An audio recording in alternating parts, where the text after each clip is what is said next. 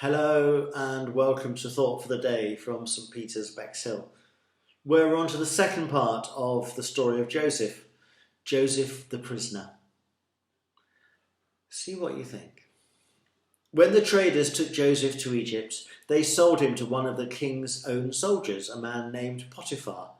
Potiphar was kind, and Joseph worked very hard for him, so hard in fact that Potiphar soon put Joseph in charge of all his other slaves. Potiphar's wife, however, was something different.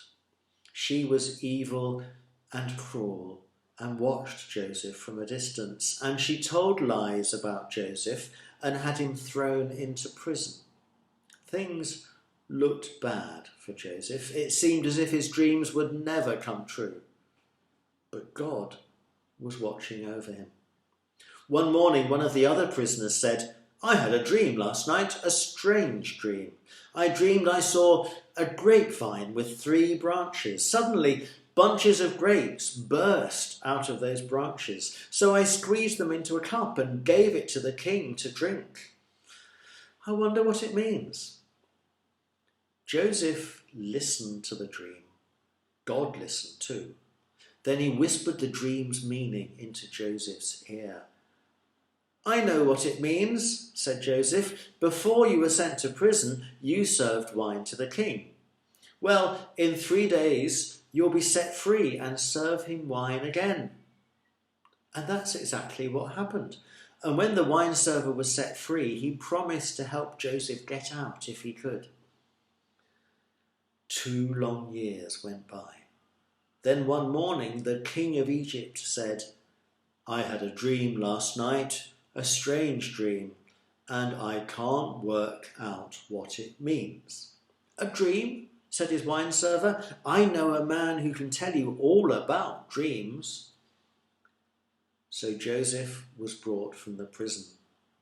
The king told Joseph, "I was standing on the banks of the river when I saw 7 fat cows walk out of the water. They were chewing happily on the grass when 7 other cows joined them.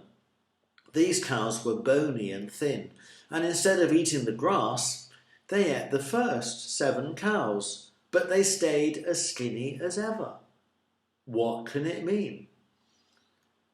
God whispered in Joseph's ear, and Joseph listened. Then he bowed and said, "Your Majesty, for the next 7 years Egypt will grow many good crops and be as fat as those first cows. But after that, for another 7 years, hardly any food will grow at all.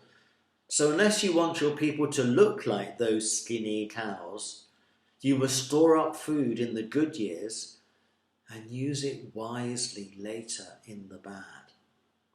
The king was so impressed with Joseph's answer that he not only let him stay out of prison, he put him in charge of storing and saving and serving out Egypt's food.